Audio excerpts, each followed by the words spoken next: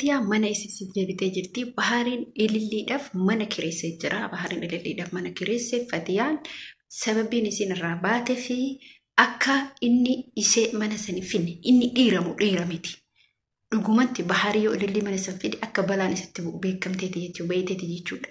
Akka inni illee hin finne abdii qabdi jechuudha. Sababni illee udduuti duuba Fatiyaan namoota hedduutu jira jechuudha.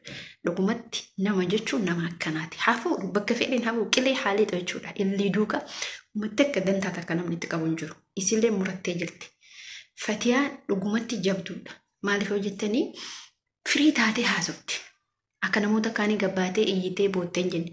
Sababiin isiin baatee fi mee namni dhugama kiyyaa haa argu jechuun baate. Assalaamu alaikum warahmatullahi wabarakatuh. Akkam jirtu nagaa keessan fayyaa keessan isin jecha alhamdulillah nagaa jira galata rabbi. Asuma viidiyoo keenya like gochuu share gochuu subscribe gochuu hin dagatina. Hara viidiyoon inni qabadee isin dhufa akkuma beekamutti Fatiyaan mana isiitti galtee jirti. Namoonni yaada qabdan namoonni keeka qabdan akka nu barreessitan abdii isinirraa qabna. Fatiyaan mana isiitti galummoo hedduutti akka gammadee jira. Fatiyaa habiibti ammallee bakka gammadde alhamdulillah. Wanni caala isa caala ijoollee keetu si caala inni bakka fedhiin haa turu.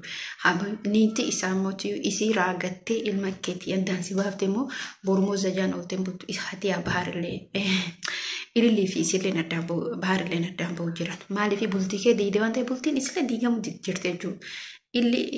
Ilillee irratti bahariin ammallee tabiraa akka fuudhu mootuyyuu hin beekna. Maaliif jechuun maaliif irree namni kun nama of qabuu hin dandeenye. Yani nama ala galaa dhiirri ala galtuutu akka hin jirte miti.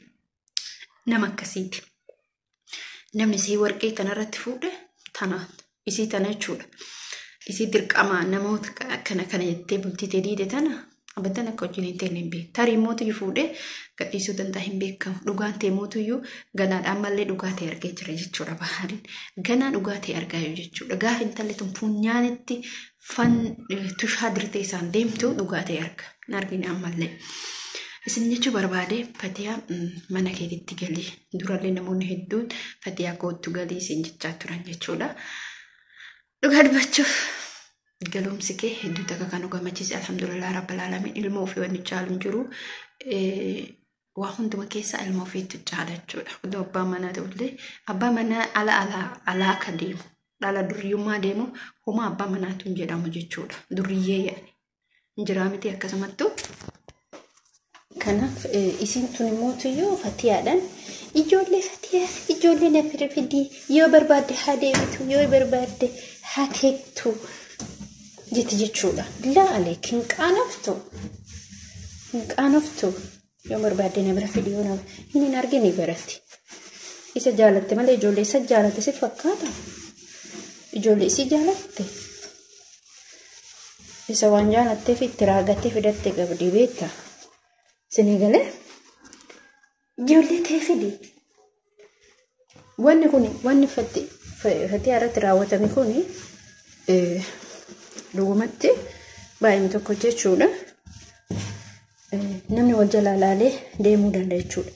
Asiin dura waan ijoollee waan isii godheen hin qabdu jechuudha. Barbaree isatti isii naquu deemtee sababa maaliitiif sababa ilillii jechuudha. Ilillii sababa Fatiyaatiif barbaree ija naquu geessite jechuudha. Kuni maalinni hojii hojjettoota kiyyaa intalli suni dhugumatti wanni na ajaa'ibe keessatti ani akkuma isiin haasaa jette san guuttatti keessatti na ajaa'ibe jechuudha. Dhugaa rabbii dubbachuu akka haasaa san guuttatti